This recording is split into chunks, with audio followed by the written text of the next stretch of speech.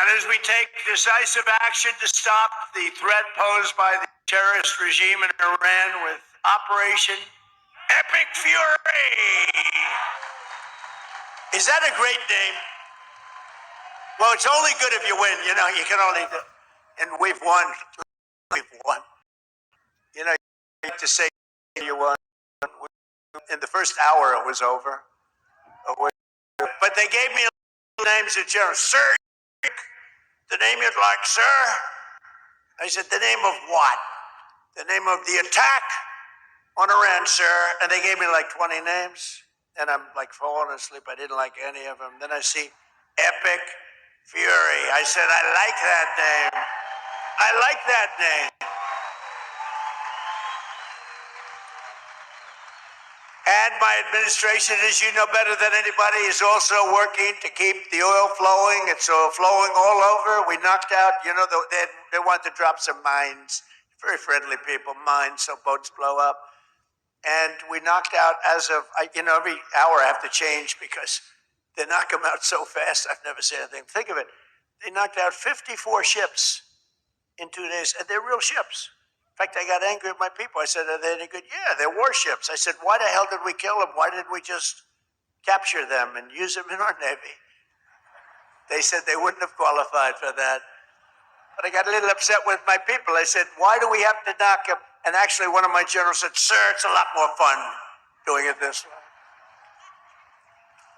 But we knocked out 58 naval ships. We knocked out their Navy, okay? Let's put it that way. But they also knocked out the mine layers. They call them mine layers. They put mines in the water. Lovely job. Isn't that nice? Blow up ships. And we knocked out 31 of them. And, you know, I was very proud of myself. I said, why did you use the weapon that we use on the drugs that come in by sea? Do you know that drugs by sea are down 98%?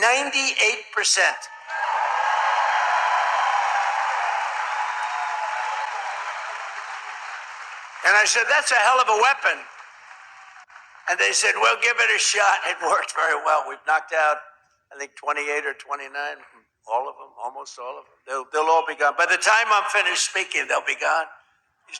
These people work very fast. But I'm pleased to report that earlier today, the International Energy Agency agreed to coordinate the release of a record 400 million barrels of oil from various national petroleum reserves around the world, which will substantially reduce the oil prices as we end this threat to America and this threat to the world. We don't want to leave early, do we, huh? We got to finish the job, right?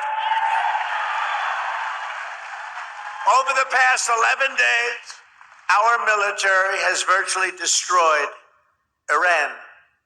Tough country. Their Air Force is gone. Totally gone. That took the better part of about 3 hours. They no longer have radar. They don't have anti-aircraft equipment. They don't have anything. Their missiles are down 90%. Their drones are down 85%. We're blowing up the factories where they're made left and right. And frankly, nobody has ever seen anything like it. Nobody's ever seen anything like what you're witnessing now, and that can include the original killing of Soleimani and al-Baghdadi, two of the worst killers in the world that I did, as well as Operation Midnight Hammer, where we totally obliterated Iran's nuclear potential. We obliterated it. They don't have nuclear potential. And then after Midnight Hammer, and then we left, we figured that'll be the end of them for a while. But they started again.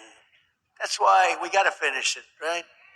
We don't want to go back every 2 years. And that's because, you know, there'll be some day when you don't have me as president. You'll have, perhaps you'll have a pathetic, like we've had mostly all.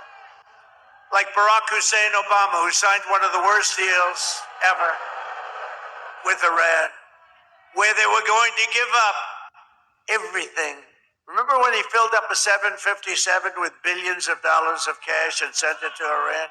Billions. People forget that. That's when I realized the presidency is very powerful. When you could put over $1 billion in an airplane and fly it over and give it to a foreign country that's your enemy. How stupid was that? But that deal, the Iran nuclear deal, gave them the right to have a nuclear weapon as of 3 years ago. If I didn't terminate that deal, I terminated it very quickly. If I didn't terminate that deal, they would have had nuclear weapons, and this world would right now be a different place, much different place. Believe me. And then Biden, he came along. He had no clue. He didn't know what the hell he was doing. But what they did was incredible. Everything they did was wrong. Think of it. Afghanistan, Biden, Afghanistan. The most embarrassing day in the history of our country. Embarrassing. 13 dead, but hundreds and hundreds are dead from, I count both sides, I do. I count both sides, sorry. But hundreds and hundreds of people dead. And instead of leaving from Bagram, they fled. I hate to even say it. There's no reason.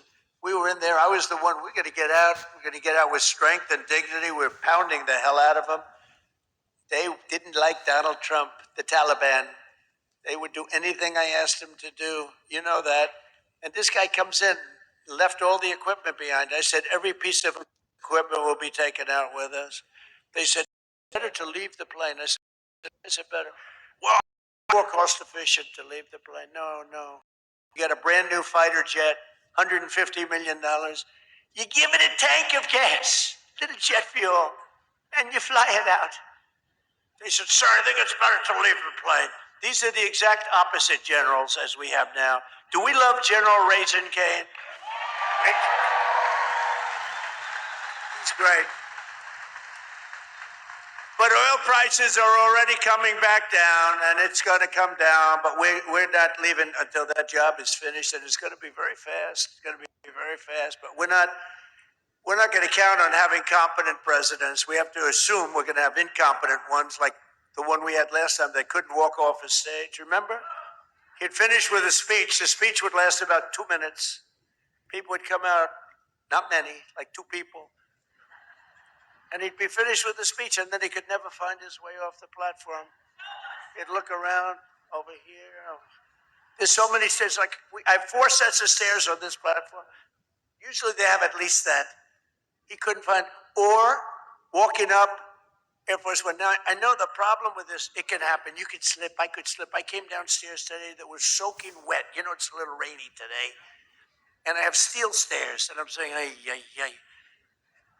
But I do it very slowly. I'd grab that thing because nobody cares if you set a speed record. The only thing I admired about Barack Hussein Obama, which was nothing actually, but the only thing is the way he bobbed down. Remember, he'd bob. Hey, you talk about unprofessional. And I couldn't believe that he made it without at least a noticeable major fall. But Biden was the opposite. Biden couldn't even walk up the stairs. He fell 3 times walking up the. And the world watches that and they don't like seeing it, although they actually do like seeing it because they say, what the hell is going on? Or when he fell at the Air Force Academy, right? And the general was standing there, caught him, but he didn't want to drop the paper that he's holding in